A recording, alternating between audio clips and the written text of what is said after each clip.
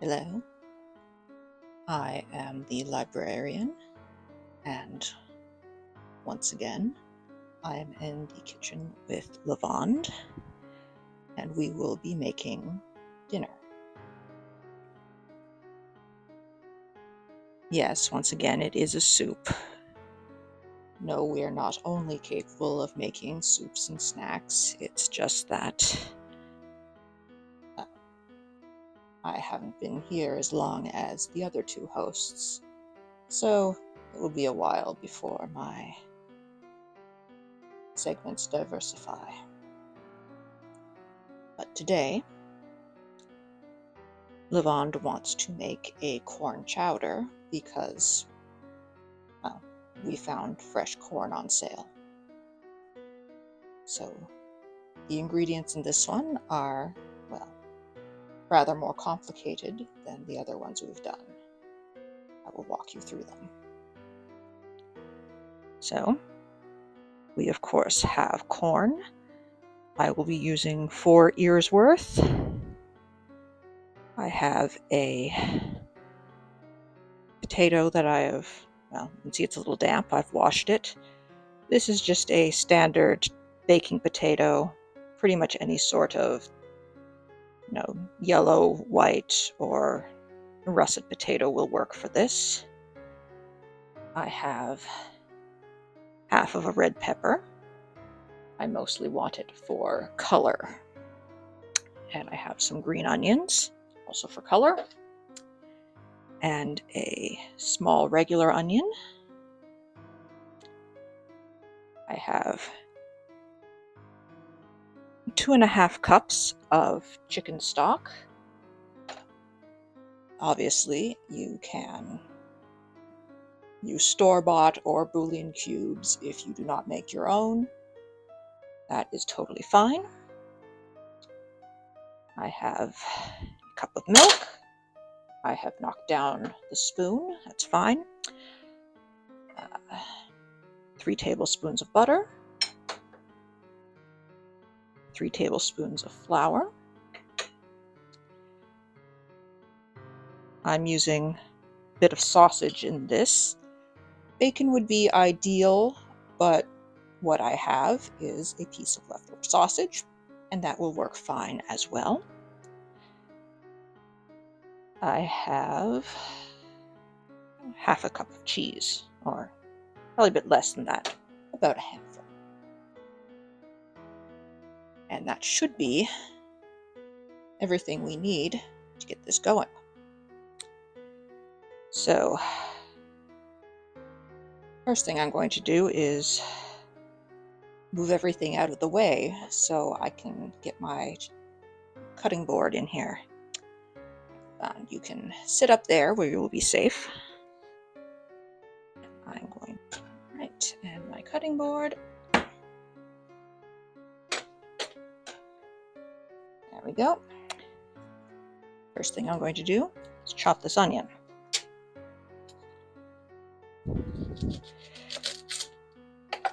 No, I lie. First thing I'm going to do is take my 3 tablespoons of butter, put that in the pot, and start it at medium heat. Now I'm going to cut my onion.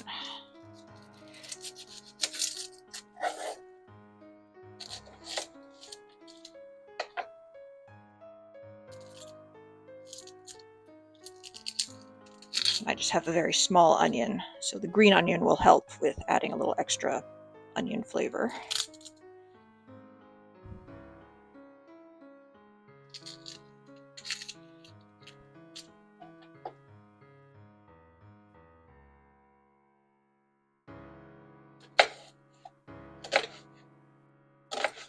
Whoops.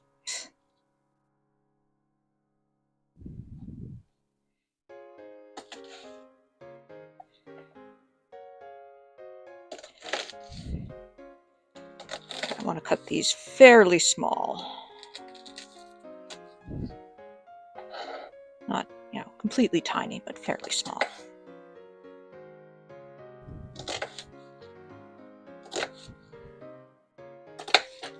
I don't want them bigger than the corn kernels.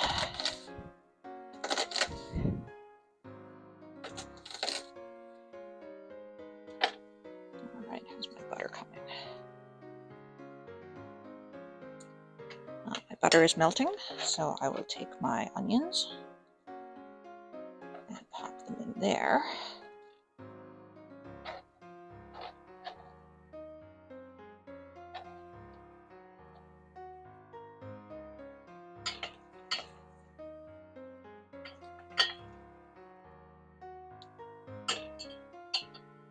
And I'm also going to get my spices started with this.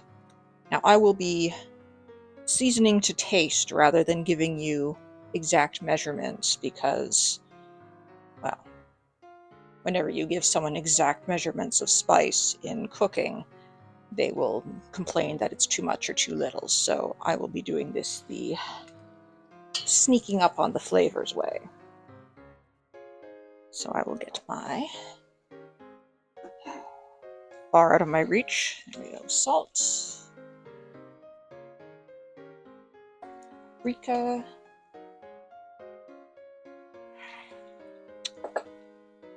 red pepper flakes, and regular pepper. Now I'm just going to start with a 1/4 teaspoon of each while my onions are cooking, just to kind of wake up the spices.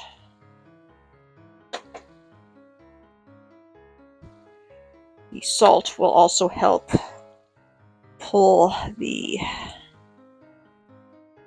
moisture out of the onions so they will cook properly. Now,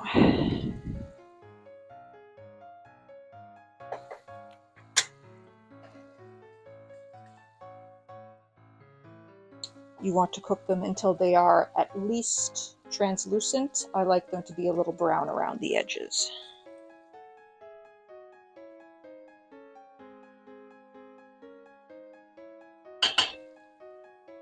And while that is cooking, I'm going to chop my potato.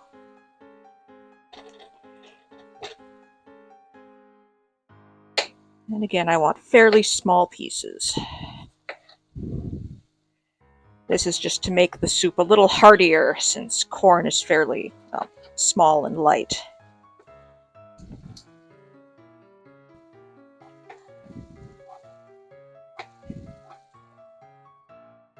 And while I'm doing this, I can check for, blemishes or, spots where potato is not so nice.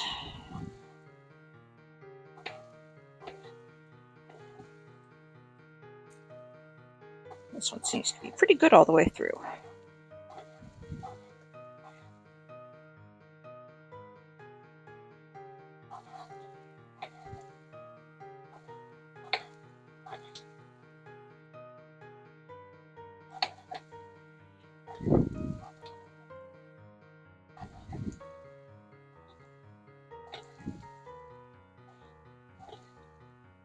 Let's see, how are my onions coming?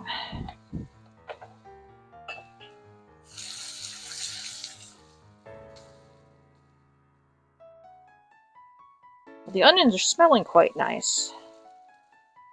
I think I'm going to back the heat down a little bit.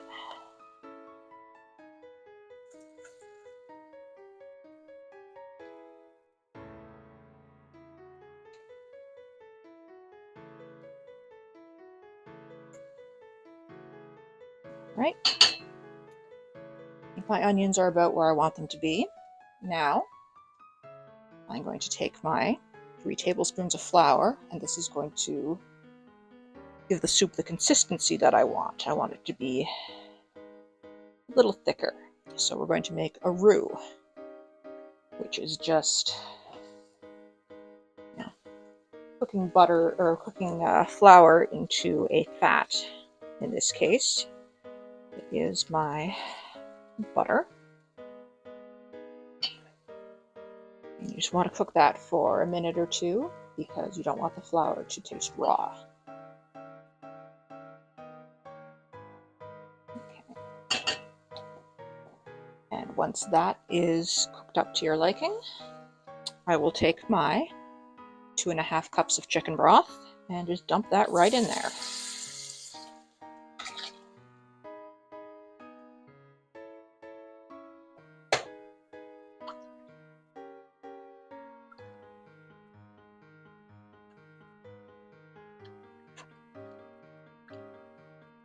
That was still a bit frozen in the center, but that's okay.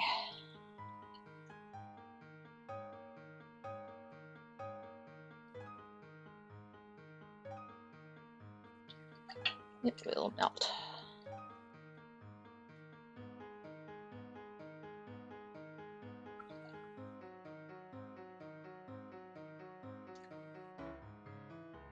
Okay. Now I'm going to put my potatoes in.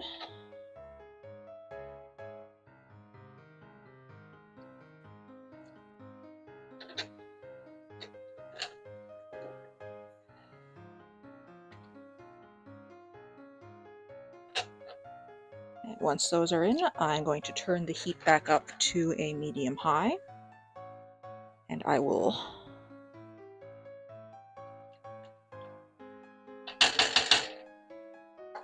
put a lid on this and put the potatoes on to cook until they are soft, which should be, maybe 20-25 minutes. I'll be back in a moment.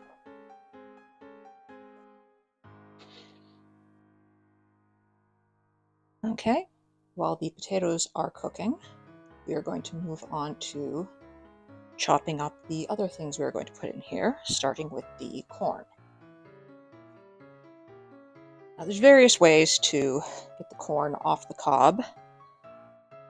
I tend to just get a large container and try to scrape the kernels off that way.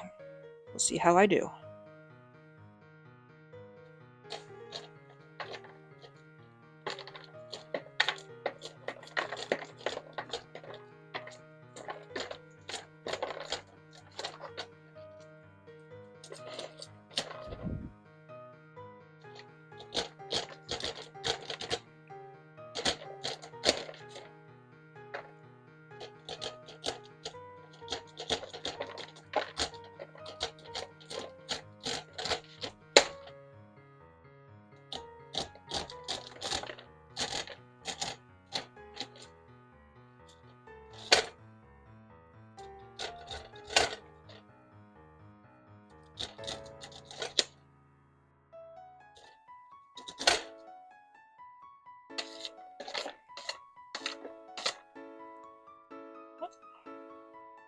There we go.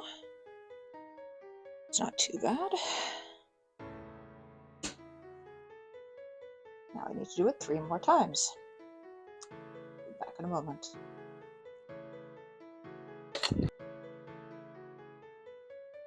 All right, there is my corn. Now, if you're making this from frozen corn, because you don't have fresh, call that about 2 cups. Basically, as much corn as you desire. And while I've been doing that, I have turned the heat down on the pot so it's more at a simmer to cook the potatoes. And I threw in a bay leaf because I always forget to put that in. The bay leaf will add a bit of earthiness to what is a very sweet soup from the corn. That's another thing that the paprika does, is it cuts down the sweetness a bit. Let's see, what else do we need to cut here? I've got my sausage piece. I want to chop them up quite small. This was left over from a different dinner. And I'm just going to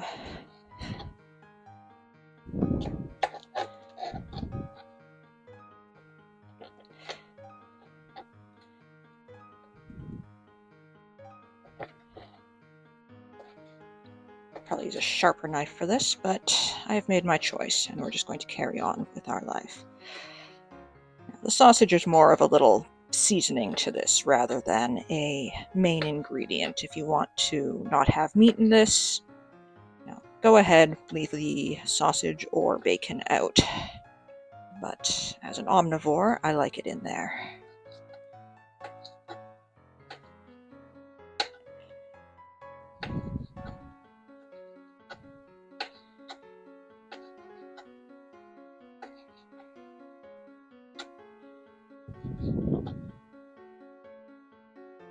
Okay, got my sausage there. Next, I think I will get using half a red pepper, because I don't want it to be extremely red pepper heavy. This is another fairly sweet vegetable, so it should match okay with the corn.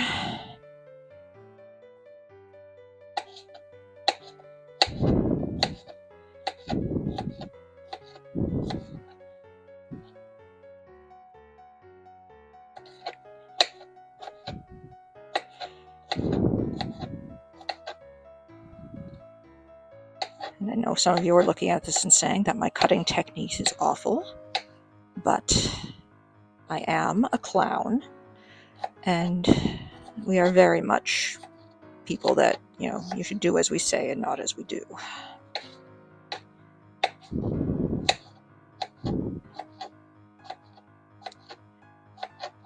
Jester tends to be a little safer about things, but her background is carpentry, where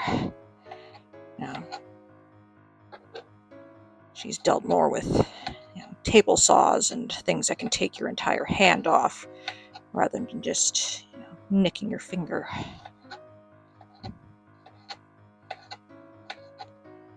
Okay, that's my red pepper. Now I need my green onions. Some of these are a little, bits aren't quite so nice. I'm just gonna take off a little bit at the end. It doesn't look as good.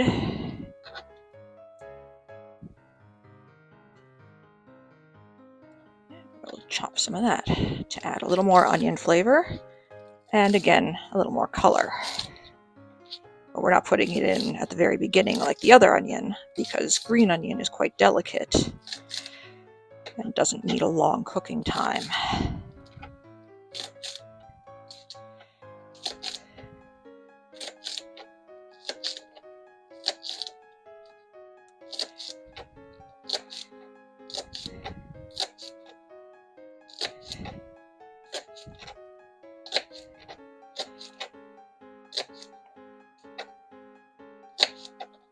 Yep. I'll give the ends to Jester later. She likes to plant them and regrow them. Alright, let's check on the potatoes. Boiling away. Make sure nothing's sticking to the bottom.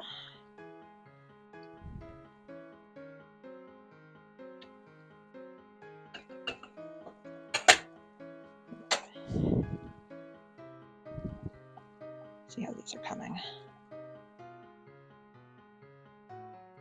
And knife goes in with a little resistance, so you can also see that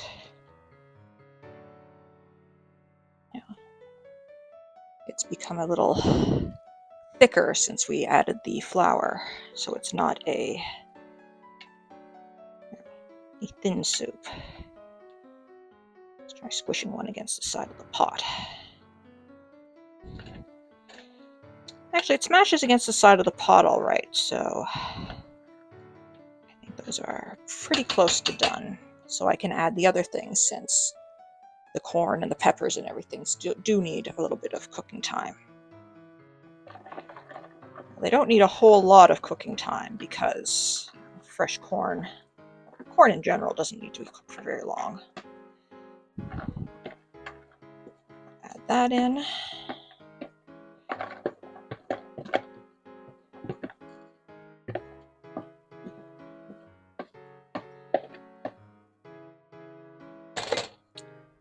And okay, Okay, so our red pepper, say that's about maybe a cup, 3/4 cup worth, if you insist on measurements. The sausage, about a sausage length worth of sausage.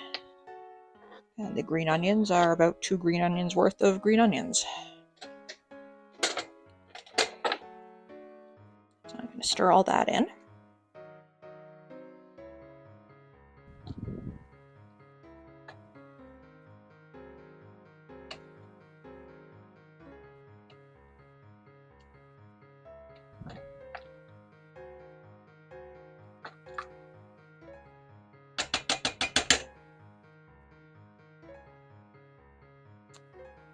Alright, now I'm going to add the milk. And I'm going to walk into a cabinet.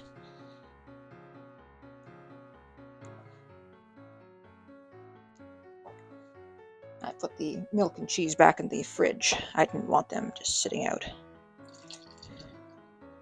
we go. That'll add a bit of creaminess.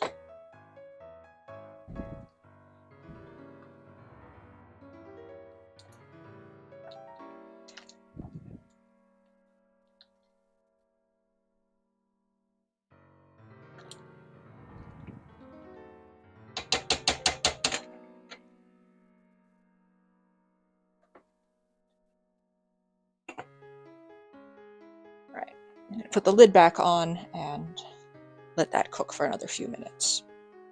Back in a moment.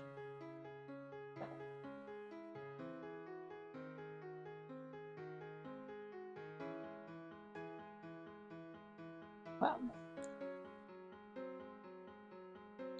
this has been boiling for a couple of minutes, so that should be long enough to have, cooked our corn and red pepper through.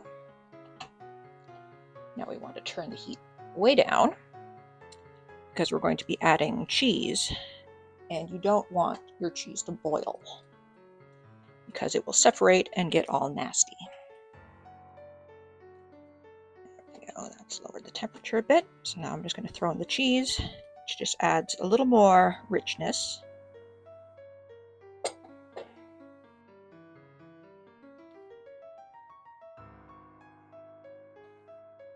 That melt in.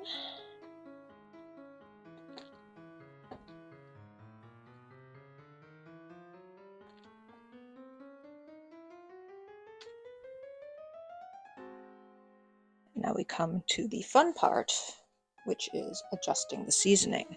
Because the only way to really mess up a soup is to, under-season it. So let's take a little bit of the broth there.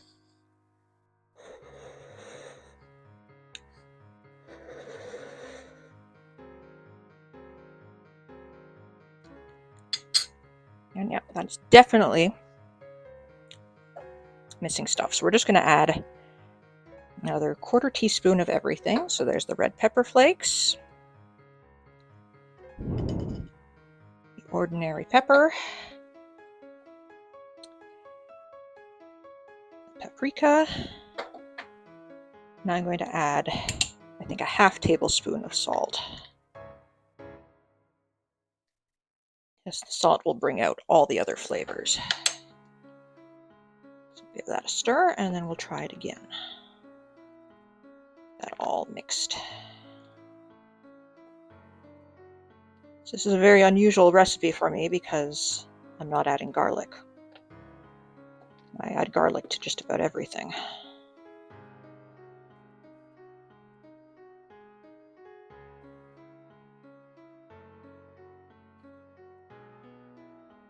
Okay, let's try that again.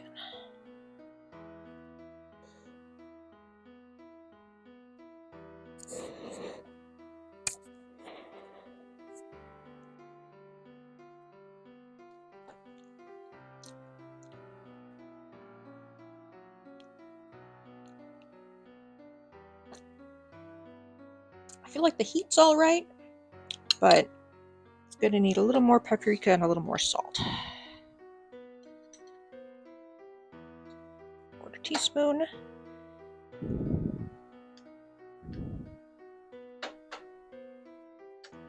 Another little bit of salt.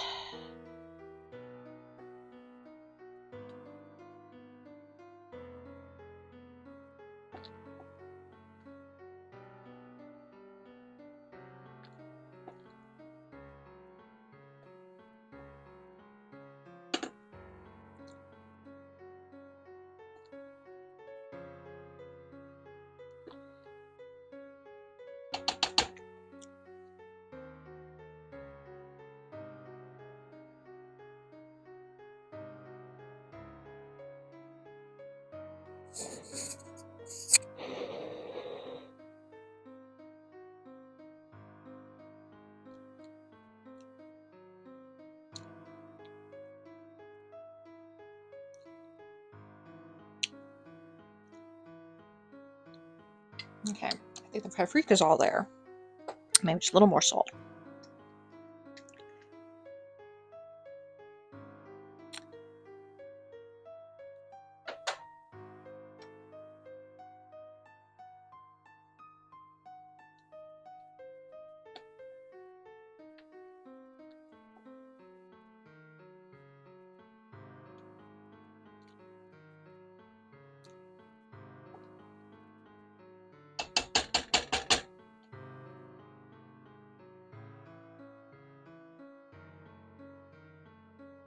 Okay, hopefully this is the last test.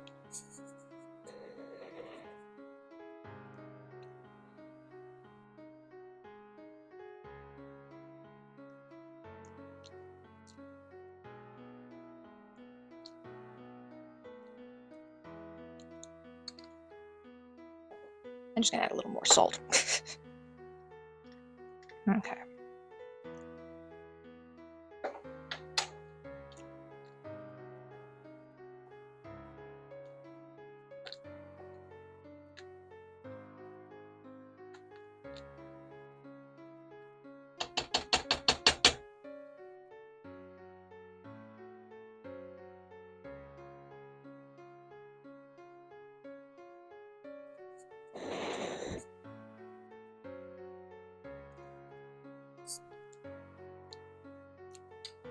Yeah, there's where I want it.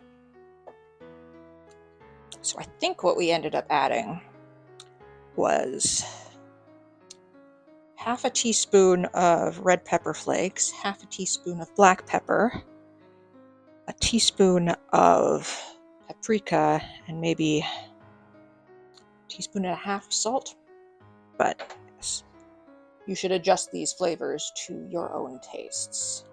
I am not the boss of you.